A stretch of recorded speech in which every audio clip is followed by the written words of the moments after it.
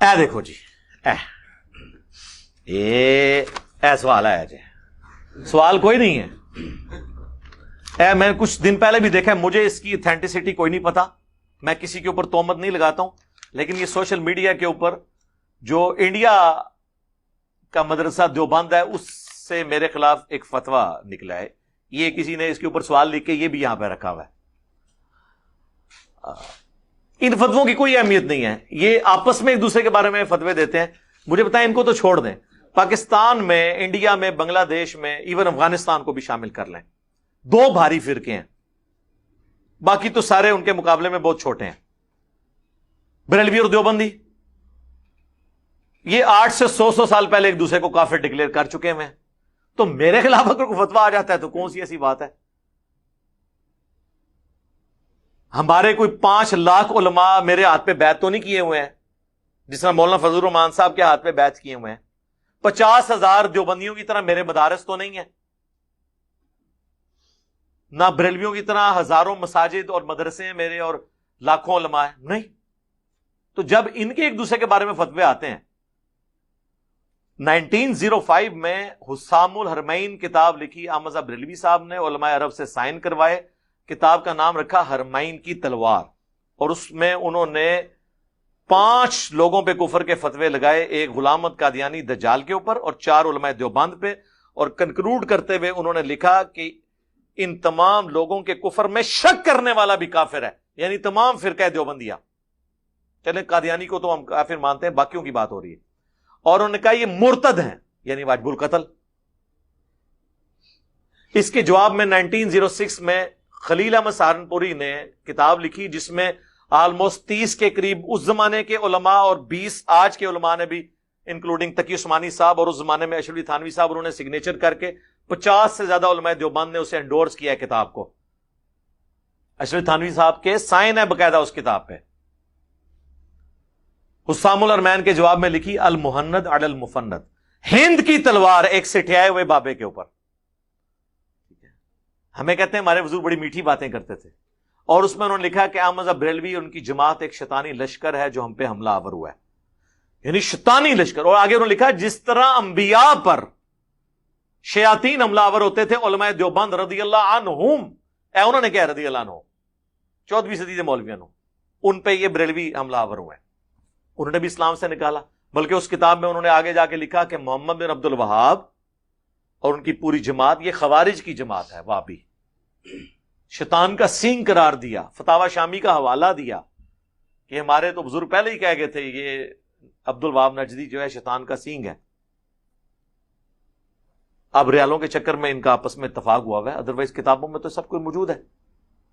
تو جو لوگ ایک دوسرے کو کافر کہیں، شیطانی لشکر کہیں، مرتد کہیں، اور کیا کیا زبان استعمال کریں، وہ حسام الحرمین میں احمد بریلوی صاحب لکھتے ہیں 4تھا فرقہ وہابیہ شیطانیہ، جو شیطان لعین کے پیروکار ہیں، جس طرح روافض شیطان اطاق کے پیروکار ہیں۔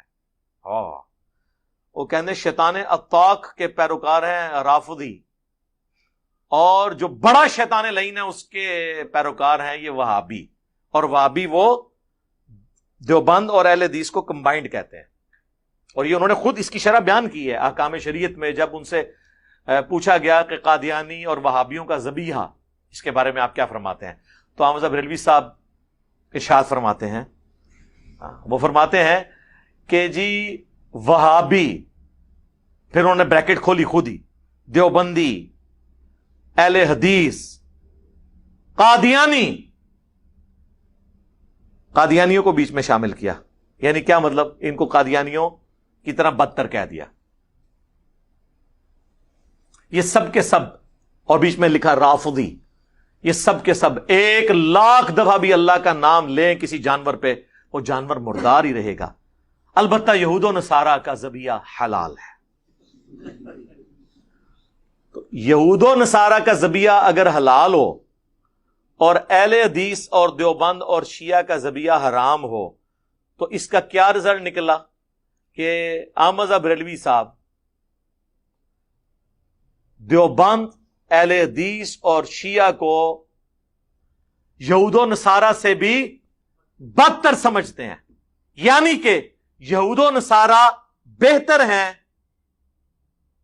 وہابیوں سے ان کے نزدیک۔ ہمیں کہتے ہیں، یہ کہتے ہیں جی قادیانی بہتر ہے یہود و نصارہ سے۔ نہیں سر، میں رجوع کرتا ہوں، قادیانی بہتر نہیں یہود و نصارہ سے، بلکہ یہود و نصارہ بہتر ہیں دیوبند اور اہل حدیث اور شیعہ سے بقول اعلی حضرت کے۔ ہاں رجوع لینا جائے میرے کو لبو، پھر رجوع، پھر اس قسم کے رجوع سامنے آون گے۔ وہ تو میں نے دعوت کے پوائنٹ آف ویو سے بات کی تھی کہ قادیانی چونکہ قرآن کو مانتے ہیں، عمل کرے نہ کرے تو عمل تو بریلوی دیوبندی کون سا کر رہے ہیں، ایاک نعبد و ایاک نستعین پڑھ کے بھی بابوں کو پکار رہے ہیں۔ کوئی کہتا ہے جی بابا قبر سے نکل کے صلح کروا کے چلا جاتا ہے، کوئی کچھ کلیم کرتا ہے، تو یعنی ایک سمجھ لیں اعلان کے طور پہ تو مانتے ہیں نا، تو ان تک بات پہنچانا آسان ہے۔ اللہ کا شکر ہے ہمارے اس پلیٹ فارم کی دعوت سے کتنے قادیانیوں نے اسلام قبول کیا ہے۔ اگر ہمیں چندہ اکٹھا کرنا ہوتا تو میرے پاس تو پوری زندگی کے لیے ذریعہ معاش موجود تھا کہ میں ان کی یہاں پہ لا کے ویڈیوز پروڈیوس کرتا۔ منتیں مارتے ہیں لوگ ود فیملی کے لیے، ہم ایک ویڈیو ریکارڈ آپ کے ساتھ کرنا نے کہ یار بھائی اللہ کے لیے ہوئے ادھر ہی رہو، حق قبول کیا اپنے گھروں میں رہو، کوئی کسی کو اعلان کر کے تو اس طریقے سے ضرورت نہیں ہے سامنے آنے کی، بس ٹھیک ہے آپ نے اللہ کے لیے کفر چھوڑ کے اسلام نبی علیہ السلام کی غلامی اختیار کی ہے، اس دجال کو چھوڑ کے تو اللہ کے لیے کیا۔ تو اس لیے ان فتووں سے ہمیں کوئی فرق نہیں پڑتا میرے بھائی، یہ فتوے آندہ بھی آئیں گے، ٹھیک ہے، اور اس کے اوپر اگر یہ جینون ہے، ویسے تو اس میں انہوں نے اینڈ پہ لکھا ہے کہ ہم نے پہلے بھی فتویٰ نکالا ہے، اور یہ اس پہ جو سوال انہوں نے لکھا ہے، السلام علیکم وعلیکم السلام، آپ سے متعلق مدرسہ دیوبند انڈیا والوں کا جو درج ذیل فتوی کفر آیا ہے اس کے بارے میں آپ کیا رائے ہے؟ یہ فتوی کفر نہیں سرکار، یہ میں نے پڑھا ہوا ہے، یہ فتوی کفر نہیں ہے، بلکہ اس میں انہوں نے کہا ہے کہ یہ اہل سنت والجماعت سے خارج ہے اور گمراہ ڈکلیئر کیا ہے، کافر نہیں انہوں نے ڈکلیئر کیا، اللہ کا شکر ہے، ہاں کافر نہیں ڈکلیئر کیا۔ احتیاط علماء پتہ نا احتیاط سے فتویٰ لکھتے ہیں، اہل سنت والجماعت سے خارج ہے، تو وہ تو اہل سنت والجماعت سے تو ان کو احمد بریلوی صاحب نے پہلے ہی خارج کر دیا تھا حسام الرحمین میں، یہ تو خود خارج ہیں، ہاں، اور انہوں نے احمد بریلوی کو نکالا اور ان دونوں نے مل کے اہل حدیث کو نکالا، اور سارے کہتے ہیں مجھے کیوں نکالا، ہاں ہاں یہ مولوی کہتے ہیں مجھے کیوں نکالا، اور ان سب کو پکڑ کے میں نے نکالا۔ کیوں نکالا؟ اس لیے کہ تم نے مکے مدینے کے نام پہ سواریاں بٹھائی تھیں اور جا کے انڈیا کے شہروں دیوبند اور بریلوی میں جا کے جو ہے نا وہ پھینک دی، اس لیے تجھے نکالا۔ جی ہاں، چلیں مزہ لینے کے لیے پڑھ لیتے ہیں اس کو۔ کیا فرماتے ہیں علماء دین کے ایک شخص مرزا انجینئر محمد علی جیلمی، اچھا نام بھی دیکھیں جان بوجھ کے اس طرح کے لکھیں گے، میں نے تو اپنے ساتھ کبھی جیلمی لکھا ہی نہیں ہے، میرا نام تو محمد علی مرزا ہے، اور انجینئر ظاہر ہے میرا ایک پروفیشن ہے، اور اسی کی ایبریویشن ہے امام، امام وہ آپ والا امام نہیں، EMAM، انجینئر محمد علی مرزا۔ اپنے عقائد نظریات کی روشنی میں اہل سنت جماعت سے خارج ہے یا نہیں؟ مرزا جیلمی کے مختصر نظریات درج ذیل ہیں جو اس کی یوٹیوب ویڈیوز اور پمفلٹ میں بیان ہیں۔ اچھا جی، یوٹیوب اور ویڈیوز میں ادھر پھر ریپیٹ کروں گا، میری ایک ویڈیو ہے YFIR کویسٹ ان لاہور ہائی کورٹ، 1.5 گھنٹے کی ویڈیو میں میرے خلاف آج تک جتنی ویڈیوز بنائی گئیں، بنائی جا رہی ہیں، بنائی جائیں گی، سب کا اصولی جواب میں نے پوائنٹس کی شکل میں دے دیا ہے کہ یہ طریقہ ہے آپ نے چیز کو جج کرنے کا۔ اس میں سب سے امپورٹنٹ ہے کہ پورا کانٹیکسٹ دیکھنا ہے، دوسرا اس ٹاپک کو بھی دیکھنا ہے کہ وہ ٹاپک کیا تھا، پھر اس سے ریلیٹڈ ساری چیزیں ایک جگہ جمع کرنی ہے، پھر میرا اسکول آف تھاٹ آپ کے سامنے آئے گا۔ چلیں لے لیتے ہیں۔ نبی کریم صلی اللہ علیہ وآلہ وسلم کے لیے معاذ اللہ چھوکرے کا لفظ استعمال کیا اور تنبیہ کرنے پر بھی اپنے بے بنیاد دفاع کیا ہے۔ میں نے استعمال نہیں کیا، میں نے یہ کہا کافر کہتے تھے، اور یہ میں نے بار بار اس کی کلیریفیکیشن دی ہے کہ قرآن حکیم بھرا ہوا ہے اس طرح کے الفاظ سے جو کافر نبی علیہ السلام کو کہتے تھے، کبھی کہتے تھے مجنون ہے، کبھی کہتے تھے دیوانہ ہے، کبھی کہتے تھے اسے پریشان خواب آتے ہیں، کبھی کہتے تھے اس نے ایک اجمی غلام رکھا ہوا ہے جو اسے پڑھاتا ہے، کبھی نبی علیہ السلام کی بیوی پہ تہمت لگاتے تھے، سب سے بڑھ کر وہ کہتے تھے اس پہ وہی نازل نہیں ہوئی، یہ جھوٹا ہے، نعوذ باللہ یہ دعویٰ کرتا ہے نبوت کا، یہ نبی ہے نہیں، یہ سارے الفاظ ہوتے تھے۔ اور کافر جب اس طرح کی ڈسکشنز کرتے ہیں تو ان کو جب جنرلائز بیان کیا جاتا ہے نا تو اس کے لیے کچھ چیز محاورتاً بات استعمال کی جاتی ہے، اور محاورتاً جب بات کافروں کے ریفرنس سے بیان کر رہے ہوتے ہیں آپ، تو وہ کافروں کا قول ہوتا ہے، وہ آپ نہیں کہہ رہے ہوتے. مثلا قرآن میں سورۃ الانبیاء کے اندر حضرت ابراہیم نے جو پورا پلان کیا تھا، بتوں کو توڑ کے پھر انہوں نے بڑے بت کے کندھے پہ کلاڑا رکھا، تو جب بعد میں وہ میٹنگ کال ہوئی نا بزرگوں کی، علماء کرام کی، ان کے بابوں کی، تو انہوں نے کہا کہ ہم نے ایک چھوکرے کے بارے میں سنا ہے جس کا نام ابراہیم ہے، وہ ہمارے بتوں کا ذکر کرتا تھا برائی کے ساتھ. اب آپ کہیں گے یہ لفظ موجود نہیں ہے، ظاہر ہے جی عربی میں تو 6 نہیں ہوگی نا، 6 ہے گی بنی 6. وہاں پہ ہم نے ایک نوجوان کو سنا جو یہ کرتا تھا، تو نوجوان کے لیے ہمارے پنجابی زبان میں بھی چھور آیا، اور انہوں نے پکڑ کے نعوذ باللہ من ذالک، اور کہتے ہیں جی وہ آپ کو بھی ایک دفعہ کسی نے چھوکرا کہا تھا تو آپ برا مانے تھے. مجھے کہا تھا جاہل چھوکرا. آپ کہیں پڑھا لکھا مولویاں نو ناکوں چنے چبوانے والا ایک چھوکرا. ہاں لیاؤ میں اپنی زنانی نو ویڈیو دکھاؤں گا خوش ہو کے. خدا کے لیے فی نفس سے یہ لفظ برا نہیں تھا، ویسے بھی کافروں کے ریفرنس سے بیان ہوا. اگر آپ اس کو برا بھی لینا چاہتے ہیں، پھر اللہ کی غیبی مدد ہمارے ساتھ آئی. چند دن پہلے پاکستان کے سب سے بڑے گول کیپر اہل حدیث کے قاری خلیل الرحمان حافظہ اللہ تعالی، جو سارے ٹی وی چینلز پہ آ کے فرقہ اہل حدیث کا دفاع کرتے ہیں، انہوں نے ایک سوال کے جواب میں کہا کہ جب کبھی بھی ان پہ جب اعتراض ہوا نا دیوبند کی طرف سے کہ اہل حدیث کے اوپر دیوبندی یہ باتیں کرتے ہیں، انہوں نے کہا اہل حدیث کو تو چھوڑیں، جب بھی کسی نبی نے اپنی قوم میں آ کے دعوت دی اور انہیں سچائی کی بات بتائی تو قوم کے بڑے اس نبی کے خلاف کھڑے ہو گئے اور انہوں نے کہا یہ کل کا چھوکرا آ کے ہمیں سمجھائے گا. سیم لفظ انہوں نے تمام انبیاء کے بارے میں بولا، لیکن قاری خلیل الرحمان کو کسی نے نہیں کہا گستاخ، اور کہنا بھی نہیں چاہیے. اس کی وجہ ہے کہ وہ اوور آل ان کی پوری گمراہی کو سم اپ کر رہے تھے کہ واقعی پیغمبر بالکل چھوٹی عمر میں دعوت حق جب بلند کریں گے تو سفید داڑیوں والے انہیں اپنے بچوں کی مانند ہی دیکھ رہے ہوں گے نا، جو سورۃ الانعام میں کئی جگہ پہ آیا ہے اے نبی یہ تمہیں اس طرح پہچانتے ہیں جس طرح اپنے بیٹوں کو. ظاہر نبی علیہ السلام کی عمر مبارک اور ان کی بابوں کی عمریں دیکھیں تو باپ بیٹے کی عمر کا فرق تھا. تو ہم نے کبھی نہیں کہا کہ آپ ان پہ گستاخی کا فتویٰ لگائیں، وہ جنرل بات کر رہے تھے. اور یہ اردو چونکہ ان کو نہیں آتی، اردو میں محاورتاً، ہم پنجابی میں بھی جب بات ہوتی ہے ہم کہتے ہیں ایک اللہ بچہ آ کے منو سمجھائے گا، یہی کہتے ہیں نا. اس کو اردو میں اس کے لیے یہ لفظ استعمال ہوتا ہے کہ یہ کل کا چھوکرا آ کے مجھے سمجھائے گا. اور جب انبیاء کرام کے مخالفین انبیاء کو جب خطاب کرتے تھے اس طریقے سے ہی باتیں کی جاتی تھی. باقی اگر آپ کہیں آپ ایک ایک لفظ دکھائیں، نہیں، جنرل جب بات ہوگی وہ سارے الفاظ کا قرآن و حدیث میں رپورٹ ہونا ضروری نہیں، اوورال ڈاکٹرین ہوتی ہے. ورنہ تو کئی ایک باتیں ان کے اپنے لوگوں نے بھی اپنی کتابوں میں لکھی ہوئی ہیں، ہم وہ کہیں کہ یہ بتائیں یہ لفظ کہاں پہ موجود ہے. اس طرح نہیں ہوتا، جنرل بات ہو رہی ہوتی ہے، محاورتاً ہو رہی ہوتی ہے. چونکہ میری وجہ سے ان کے فرقوں کو نقصان ہوا اس لیے ان کے لیے مصیبت کھڑی ہو گئی. ادروائز میں آپ کو بتاؤں ڈاکٹر اسرار صاحب نے اپنے بیان القرآن کے 108 گھنٹوں میں وہ باتیں کی ہیں حضرت عیسیٰ علیہ السلام کے حوالے سے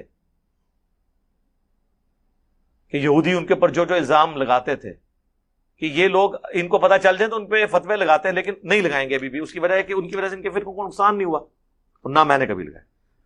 اکثر ان کی ویڈیو آپ دیکھتے ہیں، آج کل تو بڑا کلپ ان کا مشہور ہوا ہے کہ یا خدا جھوٹا ہے یا مسلمان جھوٹے ہیں. کیونکہ سورہ ال عمران میں ہے کہ تم ہی غالب رہو گے اگر مؤمن ہو. تو اس میں ڈاکٹر صاحب ورڈک دے رہے تھے کہ اگر اللہ یہ ہم سے وعدہ کر رہے ہیں نا کہ مسلمان اگر صحیح مومن ہوئے تو غالب رہیں گے، تو آج دنیا میں ہماری پٹائی ہو رہی ہے نا، تو 2 ہی صورتیں ہو سکتی ہیں، یا اللہ نے جھوٹ بولا نعوذ باللہ قرآن میں، یا مسلمان جھوٹ بول رہے ہیں کہ یہ مومن ہے، یہ مومن ہے ہی نہیں ہے. تو ظاہر دوسری بات ہی درست ہے. اگر یہ واقعی مومن ہوتے تو پٹائی نہ ہو رہی ہوتی. صحابہ کی طرح یہ بھی عزت اویل کر رہے ہوتے، اہل بیت کی طرح یہ بھی عزت اویل کرتے، دنیا کے امام بنتے. لیکن اگر آپ کوئی ڈاکٹر اسرار صاحب سے پوچھے کہ قرآن میں اور حدیث میں کہاں لکھا ہوا ہے کہ یا اللہ جھوٹا ہے یا ایمان والے جھوٹے ہیں، اللہ کو آپ نے جھوٹا کہہ دیا، آؤ نا بچے میدان سے، تو ہم کیا کہیں گے؟ اور ڈنگرو بات کو سمجھو.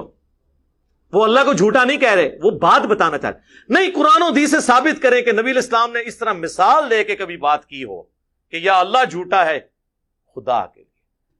اس طرح نہیں ہوتا. جب زبان میں آپ کسی چیز کو ڈسکشن کر رہے ہوتے ہیں، پھر اسی طریقے سے ڈسکشن ہو رہی ہوتی ہے، اس زبان کے محاورے استعمال ہو رہے ہوتے ہیں. یہاں تو کتنا عرصہ مولوی لڑتے رہے کہ اللہ کو خدا کہہ سکتے ہیں یا نہیں. ہاں اہل حدیثوں نے تو اسے اسماء و صفات کا مسئلہ بنا کے بریلوی اور دیوبندیوں کو گمراہ بلکہ کہا کہ یہ توحید کے منکر ہیں, یہ اللہ کو خدا کہتے ہیں. خدا تو بدھ کے لیے استعمال ہوتا ہے. تو میں نے کہا خدا کے لیے یار. پھر اللہ نے ان کے اوپر خود ایک آزمائش ڈال دی. جب ڈاکٹر ذاکر نائک انہی کے فرقے سے, انہوں نے تو گاڈ کا لفظ بھی استعمال کیا. ٹھیک ہے جی, انہوں نے تو ہندوؤں کے ہاں جو اللہ کے لیے الفاظ استعمال ہوتے تھے, وشنو, سسٹینر, رب, وہ بھی استعمال کیا, خدا بھی استعمال کیا. تو ان کو پھر اسماء و صفات کے مسئلے. یہ اس طرح نہیں ہوتا. جو بھی کسی زبان کے اندر گاڈ کے لیے لفظ استعمال کیا جائے, انگلش میں بھی کیپٹل جی سے گاڈ لکھا جاتا ہے, وہ جو چھوٹے آلیہ ہیں وہ چھوٹے جی سے لکھے جاتے ہیں. اسی طریقے سے ہندوؤں کے ہاں بھی جو لفظ استعمال کرتے ہیں بھگوان کا, وہ اسی ایک گاڈ کے لیے کرتے ہیں. ہم اردو میں خدا اسے کہتے ہیں یا فارسی میں خدا کہا جاتا ہے. تو وہ آپ اسماء و صفات کا مسئلہ اسے نہ بنائیں. تو یہ اس قسم کی چیزیں نہیں ہوتی ہیں. اچھا جی, صحابہ کرام پر کھلم کھلا تنقید کرتا ہے. نعوذ باللہ, ہم نے صحابہ کرام پہ کبھی بھی تنقید نہیں کی ہے. 2-3 بندوں کو صحابہ کرام آپ نے بنا دیا ہے. یہ تو اسی طریقے سے 2-3 پاکستانیوں کے اوپر کوئی تنقید کر کے باقی سارے پاکستانیوں کے فضائل بیان کرے تو آپ اسے کہیں گے کہ یہ پاکستان پہ حملہ کر رہا ہے. نہیں, وہ 2-3 بندوں پہ ہے نا, ان 2-3 بندوں کا کہا کریں. اور وہ تنقید خود نہیں کرتا, وہ کرتا ہے جو بخاری مسلم میں ان کے بارے میں احادیث موجود ہیں. اور وہ تنقید بھی برائے اصلاح ہو رہی ہوتی ہے, نہ کہ ان کی کوئی عزت کم کرنے کے لیے. ورنہ تو ہمارے پمفلٹوں میں ان بندوں کے ناموں کے ساتھ رضی اللہ عنہ لکھا ہوا ہے, چاہے حضرت معاویہ ہوں, حضرت مغیرہ ابن شعبہ ہوں, عمر بن عاص ہوں, رضی اللہ عنہ مجمعین. 3 بندوں کو صحابہ کرام آپ نے کہہ دیا. بھائی صحابہ تو آپ خود کہتے ہیں 1 لاکھ سے زیادہ ہے, ان میں 3 بندوں کا تو آٹے میں نمک والا بھی معاملہ نہیں ہے. لیکن اگر یہی 3 بندے ان لوگوں کے خلاف ہوں جن کو ہم خلفائے راشدین مانتے ہوں,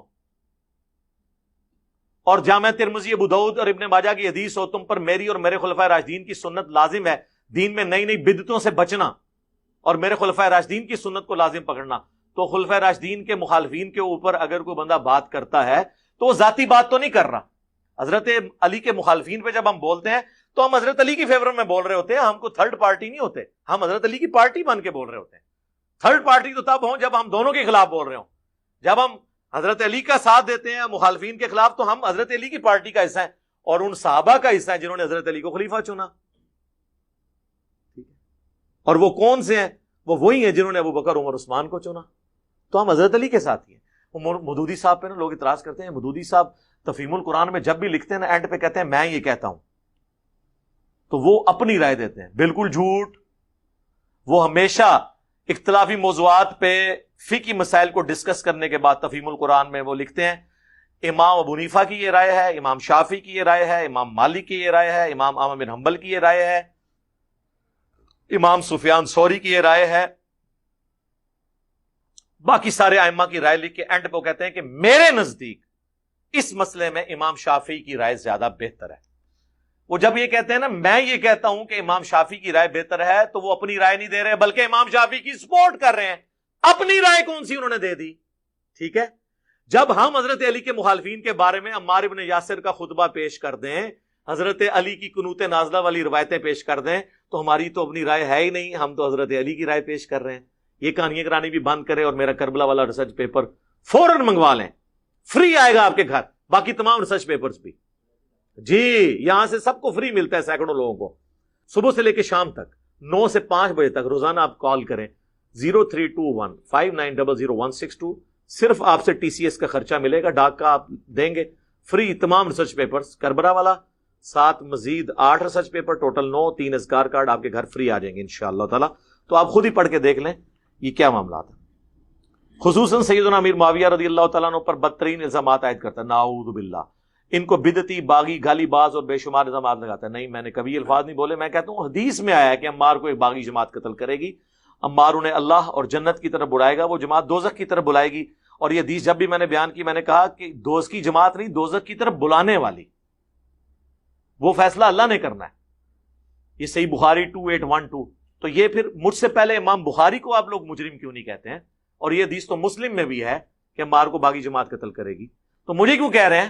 میں نہیں کہتا. یہ یہاں پہ یہاں لکھنا چاہیے تھا کہ یہ بخاری مسلم سے وہ حدیثیں بیان کرتا ہے جس میں ان کو جو ہے نا وہ باغی اور ترمذی ابو داؤد میں آیا کہ جو خلفائے راشدین کے خلاف کھڑے ہوں گے وہ بدعتی ہوں گے، اور گالی باز میں وہ صحیح مسلم میں آیا ہے کہ وہ لعن اللہ ابت تراب، اور امر معاویہ سعد ابن ابی وقاص کو حکم دیا، اور فلنگ دی بلینکس ابن تیمیہ نے منہاج السنہ میں کیا کہ سعد ابن ابی وقاص کو امیر شام نے حضرت علی پہ سب و شتم کا کہا، انہوں نے انکار کیا۔ یہ آپ یہ بتایا کریں، بے شمار الزامات، کوئی الزام نہیں لگایا۔ میں نے تو مسلم کی حدیث 4776 پیش کی تھی کہ ایک تابعی نے آ کے عبداللہ بن عمر بن عاص سے خانہ کعبہ کے سائے میں بیٹھے ہوئے تھے کہا تھا کہ آپ ہمیں اطاعت امیر کی حدیثیں سناتے ہیں، اور آپ کے چچا کا لڑکا معاویہ ابن ابی سفیان جو ہمارا حکمران ہے وہ تو ہمیں حکم دیتا ہے ہم لوگوں کو ناحق قتل کریں اور ان کا مال حرام طریقے سے لوٹیں، جبکہ اللہ کہتا ہے کہ ایک دوسرے کو ناحق قتل نہ کرو اور حرام طریقے سے ایک دوسرے کا مال ہڑپ نہ کرو۔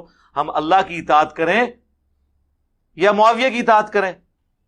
سورہ نساء کی آیت نمبر 29 انہوں نے پڑھی، وہ ہمارے حسن بھائی کہتے ہیں شکر ہے اگلی آیت نہیں پڑھ دی، وہ 30 نمبر بھی تھی کہ ایسے لوگوں کا ٹھکانہ جہنم ہے، 3 نمبر آیت، انہوں نے 29 ہی پڑھی۔ تو عبداللہ بن عمر بن عاص جو رشتہ دار بھی تھے حضرت معاویہ کے، ان کے باپ دستے راس رہے عمر بن عاص، خاموش ہو گئے، تھوڑی دیر بعد سر اٹھا کے کہا کہ معاویہ کی اطاعت کرو ان کاموں میں جس میں اللہ اور اس کے رسول کے مطابق چلائے، اور جس میں اللہ کی نافرمانی کا کہے تم اس کی نافرمانی کرو۔ تو جب یہ ہم بات کرتے ہیں تو یہ ہمیں الزامات لگا رہے ہیں، یا یہ ایک تابعی الزامات لگا رہا ہے اور دوسرا صحابی اسے انڈورس کر رہا ہے، بجائے یہ کہنے کے کہ یار آندہ کے بعد تو نے انجینئر کی ویڈیو نہیں دیکھنی۔ یہ تو عبداللہ بن عمر بن عاص نے نہیں کہا، انہوں نے وہی بات کی جو بخاری مسلم میں حدیث ہے۔ مولا علی کہتے ہیں کہ نبی اسلام نے کہا کہ حکمران کی اطاعت معروف میں ہے، منکر میں نہیں ہے۔ بڑی لمبی حدیث ہے۔ ایک انصاری کو حضور علیہ السلام نے ایک وفد کے اوپر امیر بنا کے بھیجا، راستے میں اس کو غصہ آیا، اس نے لکڑیوں کا ایک بہت بڑا الاؤ جلوایا، بخاری مسلم دونوں میں آتا ہے، اور کہا میں تمہارا امیر ہوں، میری اطاعت جو ہے وہ رسول اللہ کی اطاعت، اور رسول اللہ کی اطاعت اللہ کی اطاعت ہے، کیونکہ نبی اسلام نے یہ فرمایا ہوا ہے، لہذا تم اس میں کودو۔ انہوں نے کہا ہم آگ سے بچنے ہی کے لیے تو رسول اللہ کے قدموں میں حاضر ہوئے تھے، تو ہمیں اسی آگ میں دوبارہ دھکیل رہے، ہم اس میں چھلانگ نہیں لگائیں گے۔ جب نبی اسلام کے پاس مقدمہ واپسی پہ پیش ہوا، آپ نے فرمایا اگر تم اپنے امیر کی اطاعت میں آگ میں چھلانگ لگا لیتے تو جا کے جہنم کی آگ میں نکلتے۔ تو یار اس انصاری صحابی کی بھی تقلید واجب نہیں تھی، بلکہ تقلید نہ کرنا واجب تھا۔ تو تھوڑے بابے کدھر؟ بابے تے شاہی کوئی نہیں، اے نواں جملہ ہے مارکیٹ سے، بابے تے شاہی کوئی نہیں جدو انصاری صحابی کے کہنے پہ آپ قرآن و سنت کے خلاف نہیں چل سکتے، اور حضور کہہ رہے ہیں تم نے جہنم میں جانا تھا اگر میرے اس صحابی کی اطاعت تم کرتے، کیونکہ وہ تمہیں غلط کام کی طرف بلا رہا تھا۔ تو اس کے اینڈ پہ حضور نے فرمایا اطاعت تو صرف معروف میں ہے، منکر میں نہیں ہے۔ تو یہ تو میرے بھائی بالکل واضح ہے۔ آگے چلتے ہیں جی، کیا کہتے ہیں؟ سیدنا علی کو روحانی طور پر پہلا خلیفہ کہتا ہے۔ اچھا جی، اس کے ساتھ آپ کو یہ لکھنا چاہیے تھا کہ وہ حضرت ابوبکر، عمر، عثمان و علی چاروں کو خلفائے راشدین مانتا ہے، اور کہتا ہے خلافت 30 سال تک ہے، اس کے بعد کاٹ کھانے والی ملوکیت ہے، اور وہ گن کے بتاتا ہے ابو داؤد ترمذی سے کہ ابوبکر کے 2 سال، عمر کے 10 سال، عثمان کے 12 سال، اور علی کے 6 سال، جس میں 6 مہینے حسن ابن علی کے بھی ہیں۔ اور اس کے بعد وہ کہتا ہے کہ جی ابو داؤد میں لکھا ہوا ہے کہ بنو امیہ تو کہتے ہیں علی علیہ السلام خلیفہ ہی نہیں ہے، اور مولوی نے ترجمہ کیا علی رضی اللہ عنہ خلیفہ نہیں ہے، عربی میں تھا علیہ السلام، اور مولوی کہتا ہے نہیں، بنو امیہ تو حضرت علی کو خلیفہ مانتے تھے، وہ تو قصاص عثمان مانتے تھے، تو اس میں تو واضح موجود ہے وہ خلیفہ بھی نہیں مانتے تھے۔ اور پھر جواب میں حضور کے آزاد کردہ غلام وہ کہتے ہیں کہ ان کی پیٹھ سے جھوٹ ہے جو نکلا ہے، حق تو یہ ہے کہ ان کی اپنی بادشاہت بدترین ہے روئے ارض کے اوپر، اور مصنف ابن ابی شیبہ میں اور مسند ابی داؤد طیالسی کے اندر ہے کہ بدترین بادشاہ ہے، اور پہلا بادشاہ ان میں معاویہ ابن ابی سفیان ہے رضی اللہ عنہ۔ تو یہ بھی ساتھ لکھے نا، یہ میں نے مولانا اسحاق کو کوٹ کیا تھا اس حوالے سے کہ اس اعتبار سے روحانی خلیفہ ہیں حضرت علی کے، خلفائے ثلاثہ ہر معاملے میں حضرت علی سے گائیڈ لائنز لیتے تھے۔ چیف جسٹس حضرت عمر کے دور میں کون؟ سیدنا علی۔ ہر معاملے میں وہ ان کو آگے رکھتے تھے، اہل البیت ہونے کی وجہ سے۔ میں نے ان معنوں میں بات کی تھی کہ سنی شیعہ اپنا جھگڑا ختم کریں اور اس ٹاپک کے اوپر آ جائے کہ ٹھیک ہے، اگر آپ کہتے ہو نا علی دا پہلا نمبر، تو آپ کہیں کہ ٹھیک ہے، روحانی اعتبار سے نبی علیہ السلام کے وہ جانشین ہیں. ہاں لیکن پولیٹیکلی حضور کے خلیفہ صحابہ کے اجماع سے سیدنا ابو بکر ہے. اور اس میں میری ویڈیو بھی آ چکی ہے کہ رسول اللہ کا خلیفہ کون ہے. ہمارے نزدیک تو قرآن و سنت کے دلائل کی روشنی میں رسول اللہ کا اصل خلیفہ قیامت تک کے لیے قرآن ہے. یہ نبی علیہ السلام کے پولیٹیکل خلفاء ہیں, روحانی خلفاء ہیں. کیونکہ خلیفہ وہ ہوتا ہے جو زندہ ہو. اگر آج مجھے حضور کے خلیفہ تک پہنچنا ہے, میں کدھر جاؤں؟ سارے فوت ہو چکے ہیں. اگر فوت ہونے سے مسئلہ ختم ہونا ہے تو حضرت ابوبکر صدیق 2 سال بعد فوت ہو گئے, تو اینڈ رزلٹ تو یہ نکلا کہ حضرت ابوبکر سے بھی میں اکتساب نہیں کر سکتا, حضرت عمر سے بھی نہیں کر سکتا, عثمان و علی سے بھی کسی صحابی سے نہیں کر سکتا. فوت تو سارے ہو چکے ہیں نبی علیہ السلام کی طرح, اللہ کی جنتوں میں زندہ ہے. لیکن قرآن فوت نہیں ہوا, قرآن قیامت تک ہے. یہ اصل خلیفہ, اور اس میں میری ویڈیو ریکارڈ موجود ہے. تو یہ اس کو بالکل آؤٹ آف کانٹیکسٹ انہوں نے پیش کیا. سیدہ عائشہ کو ظالم کہتے ہیں, نعوذ باللہ. یار یہ جملہ لکھ کے آپ لوگوں کو اشتعال دلانا چاہتے ہیں. میں تو اس سے بڑی بات کرتا ہوں کہ بخاری میں حضرت عمار کا خطبہ ہے کہ لوگوں اللہ نے تمہیں آزمایا ہے, ایک طرف عائشہ دنیا اور آخرت میں تمہارے نبی کی بیوی ہیں, لیکن اللہ دیکھے گا تم اللہ کی اطاعت کرتے ہو یا عائشہ کی. یعنی انہوں نے تو اللہ سے جنگ قرار دے دیا, حالانکہ وہ حضرت علی سے جنگ تھی. کیوں؟ اطیعوا اللہ و اطیعوا الرسول یا ایھا الذین آمنوا اطیعوا اللہ و اطیعوا الرسول و اولی الامر منکم. حکمران وقت کی اطاعت اللہ رسول کی اطاعت ہے قرآن و سنت کے اندر. تو انہوں نے تو اللہ رسول سے جنگ قرار دے دیا, اور بخاری کی حدیث ہے عمار کی زبان کو اللہ نے شیطان سے محفوظ رکھا ہے. آؤ پھر یہ کہتے تھے نہیں ظالم لفظ, وہ بھائی اس میں الفاظ تھا کہ بدبخت کے لفظ تھے, میں نے تو بڑا لائٹر ترجمہ اس کا کیا ہے. اس کو تو چھوڑ دیں, وہ جو مسند احمد کی حدیث ہے کہ میری بیوی کا کیا حال ہوگا جب ہوب کے کتے بھی اس پہ بھونکیں گے, جسے شیخ البانی شیخ زبیر علی صاحب نے تو اپنی ویڈیو میں بھی صحیح کہا. اس کے کانٹیکسٹ میں نے مسند احمد کی حدیث بیان کی تھی, جب مولا علی سے رسول اللہ نے کہا نا ایک وقت آئے گا تیرا عائشہ سے جھگڑا ہوگا, تو انہوں نے کہا میں تو بڑا شقی ہوں, بڑا بدبخت ہوں اگر آپ کی بیوی سے لڑوں گا. تو میں نے اس کا ترجمہ کیا تھا میں بڑا ظالم ہوں گا. یعنی ظلم عربی میں کہتے ہیں حق سے ہٹنے والا. بدبخت کی بجائے میں نے لائٹر ترجمہ کیا, لیکن حضور فرمایا لیکن بلکہ جب وہ ایسا کرے تم اسے گھر تک پہنچا دینا. مراد کیا کہ جب ظاہرہ دونوں لڑیں تو ایک ہی بندہ ظلم کرنے والا ہوتا ہے, دوسرا تو مظلوم ہوتا ہے. تو لاکن نے کلیئر کر دیا کہ مخالف پارٹی ظلم پہ ہوگی, لیکن وہ بھی آج کی ڈیٹ میں چونکہ انہوں نے معافی مانگ لی, حضرت علی نے انہیں معاف بھی کر دیا, وہ معاملہ سیٹل ہو چکا. کوئی بھی کسی کو یہ یعنی جرت نہیں ہونی چاہیے. میں تو سیدہ عائشہ سلام اللہ علیہا کی توہین کرنے کو نبی الاسلام کی توہین شمار کرتا ہوں, ٹھیک ہے. اور عمار بن یاسر سے بڑھ کے کون شیان علی میں سے تھا جنہوں نے بخاری میں خطبہ ہے کہ دنیا اور آخرت میں تمہارے نبی کی بیوی ہے. کہتا نہیں لفظ دکھائیں. جی لفظ بھی میں نے آپ کے لیے ڈھونڈ لیا ہے, لفظ اس کے لیے ڈھونڈا ہے کہ جو آپ کو زیادہ برا لگے. جی سنن کبری البیہقی میں موجود ہے. عمار ابن یاسر کہتے ہیں کہ اہل شام کو, معاویہ کی پارٹی کو کافر نہ کہو, اگرچہ انہوں نے خلیفہ وقت کے خلاف خروج کیا, بلکہ کہو یہ فاسق اور ظالم ہے. کیا ہے؟ فاسق اور ظالم, کافر نہ کہو. جی تو سلف کا فہم یہ ہے, حضرت عمار ابن یاسر کا فہم لے لو, ظالم لفظ بھی لے لو, جاؤ ٹنڈ تے کھیڈو. اس تو بڑا لفظ عمار ابن یاسر نے بخاری میں کہا اللہ سے جنگ, ظالم لفظ بہت چھوٹا رہ گیا, اللہ سے جنگ بڑا لفظ. ٹھیک ہے کریں. چھیڑنے سے یہ میں آپ کو بتاؤں, میں پھر اور وہ باتیں بھی بتاؤں گا جو ابھی تک میں نے کئی باتیں کیمرے میں نہیں کی, وہ بھی کروں گا. صحابہ کرام کی تکفیر کرنے والے کو مسلمان سمجھتا ہے. اچھا اور پھر آگے تشریح کر دی روافظ کو مسلمان سمجھتا ہے. تو بھئی آپ لوگ پھر یہ جو 73 کے آئین میں آپ نے قادیانیوں کو کافر قرار دیا ہے, تو تمام لوگ نکلیں پھر جا کے دھرنا دیں اور شیعہ کو پھر کافر قرار دیں. اگر آپ سمجھتے ہیں تو آپ کا منہ توڑ کے رکھ دیں گے. وہ لے آئیں گے چشتی رسول اللہ, اشرف علی تھانوی رسول اللہ. تے جاؤ گے نا جدو تے برات نال کٹھی آئے گی, 3 میتاں اٹھن گیا, جانے ایک جائے گی نا, ایک دی واسطے ہو کہ تینوں دے جنازے اتوں اٹھن گے, پیچھے پھر اسی رواں گے. ہاں جی اسی پھر پھراں گے گلیاں وچ. ہاں اسی لیے رسک نہیں لیتے, یہ ذہن میں رکھیے گا. وہ بڑا بھلا زمانہ تھا, قادیانی رگڑے میں آ گئے. آج کے دور میں مسئلہ اٹھتا نا تو صرف قادیانی نہ پھر رگڑے میں آتے, پھر چشتی رسول اللہ کا دفاع کرنے والے, اشرف تھانوی رسول اللہ کا دفاع کرنے والے, مناظرے ایک دوسرے سے کرنے والے, یہ بھی آ جاتے گھیڑے میں. جاؤ بچہ بتاؤ, وہ پھر آپ لوگوں کا منہ توڑیں گے وہاں پہ جا کے.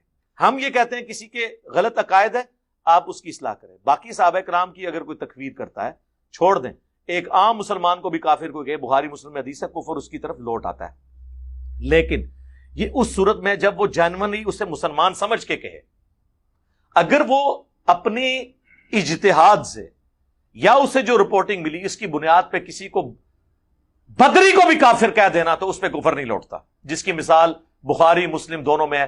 ابن ابی بلتا نے جب نبی علیہ السلام کی جاسوسی کر کے مشرکین عرب کو بتا دیا کہ حضور مکے پہ چڑھائی کرنے والے ہیں، نبی علیہ السلام نے مولا علی کو بھیجا اور کہا کہ فلاں عورت فلاں قافلے میں جا رہی ہے، اس کے پاس وہ خط ہے، وہ کافروں کے پاس نہیں پہنچنا چاہیے. مولا علی وہاں پہ پہنچے، تلاشی لی، نہیں نکلا. مولا علی نے کہا کہ جس نے مجھے بھیجا ہے نہ وہ جھوٹا ہے اور جس نے اسے بتایا ہے نہ وہ جھوٹا ہے. یعنی نہ نبی علیہ السلام جھوٹے ہیں نہ اللہ. یار مولا علی نے یہ تو نہیں کہا کہ منو بھی علم غیب ہے تو منو پتا ہے تو کتنے چھپایا ہے. انہوں نے کہا میں تیرے کپڑے بھی اتروا لوں گا، بتا کہاں پہ ہے. ورنہ مولا علی سیدھا اس کے جوڑے پہ ہاتھ ڈلوا کے تو کر لیتے. اس زمانے علم غیب نہیں سی ہوندا سوائے پیغمبراں دے. مان جاؤ ہر گل جو تہاڈے بابے دے عقیدے غلط نکلن گے. تو سیدنا علی نے کہا جب تیرے کپڑے اترواؤں گا بتا. پھر اس نے خود ہی اپنا جوڑا کھول کے کہا کہ حضرت آپ کو تو علم غیب نہیں ہے. یہ دیکھیں یہ کیوں، یہ میں جملے اس لیے بول رہا ہوں تاکہ آپ کا دماغ کھولوں کہ جب حضرت علی کو علم غیب نہیں تو بابے تے شاہی کوئی نہیں. ہاں بابے تے شاہی کوئی نہیں. اب وہ خط جب حضور کی بارگاہ میں آیا، بخاری مسلم دونوں میں ہے، تو وہاں پھر حضرت عمر بیٹھے ہوں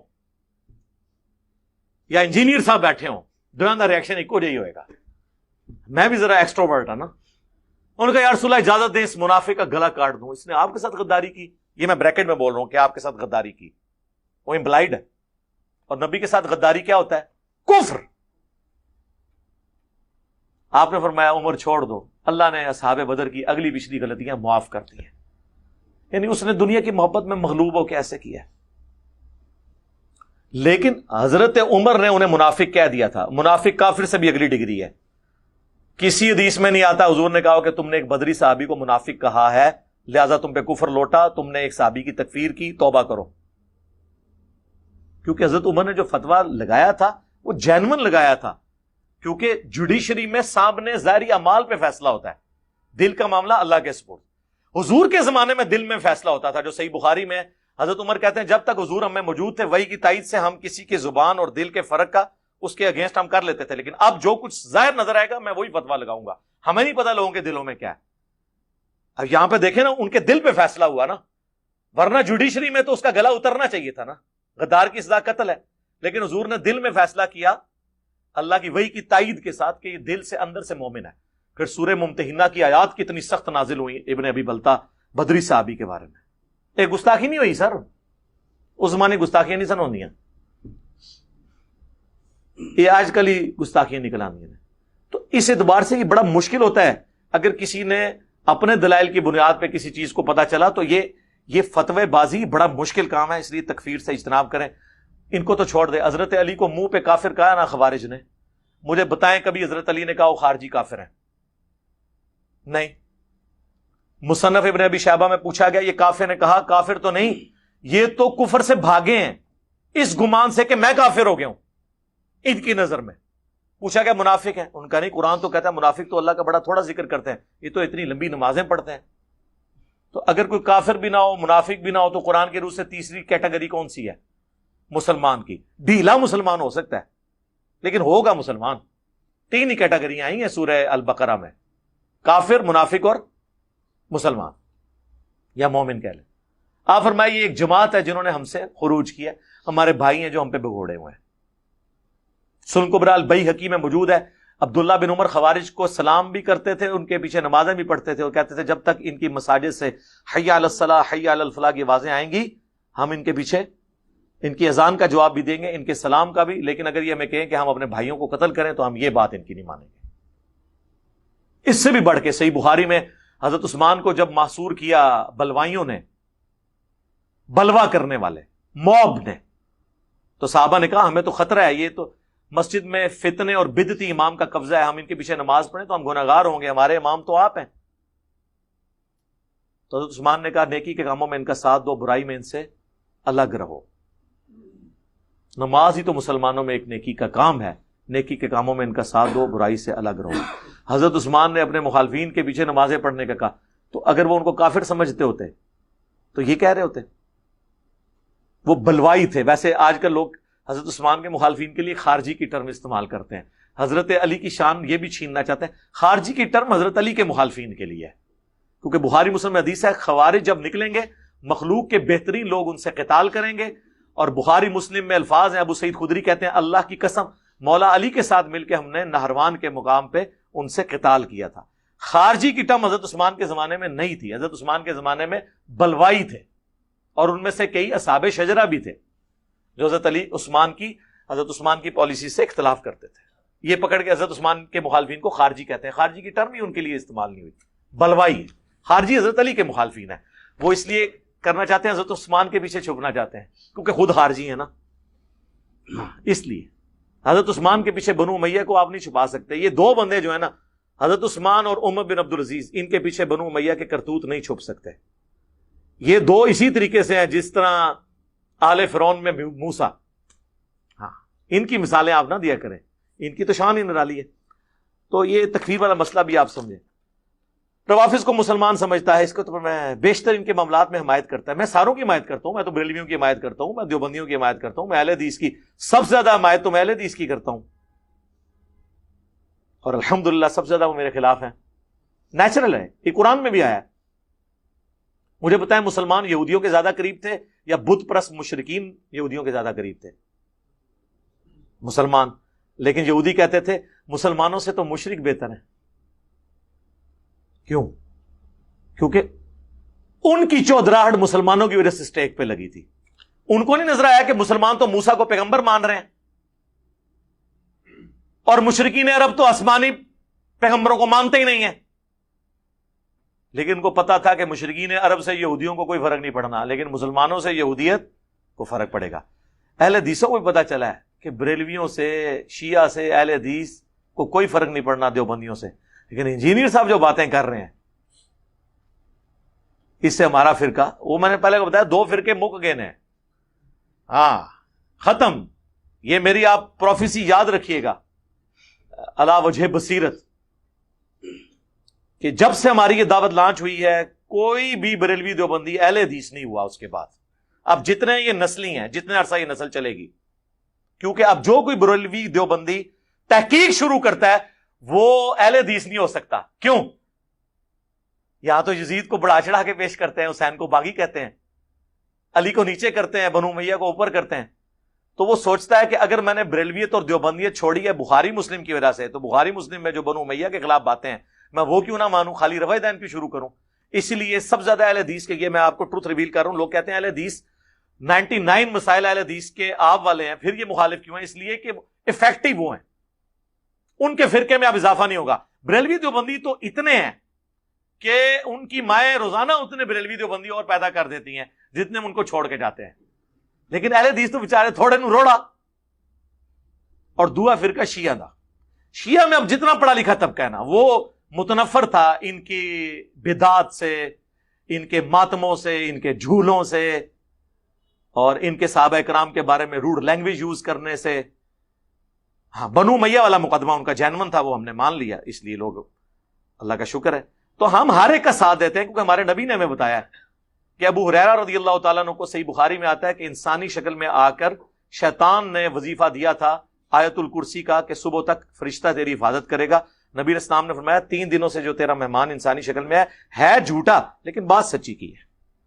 تو بریلوی، دیوبندی، اہل حدیث، شیعہ اپنے کئی معاملات میں جھوٹے ہیں، اپنے عقائد کی خرابیوں کے باوجود کئی باتوں میں یہ درست بھی ہیں، ان کو میں درست کہتا ہوں، جہاں پہ وہ غلط ہے میں ان کو غلط کہتا ہوں۔ تو میں اللہ کا شکر سب کی حمایت کرتا ہوں سچائی میں۔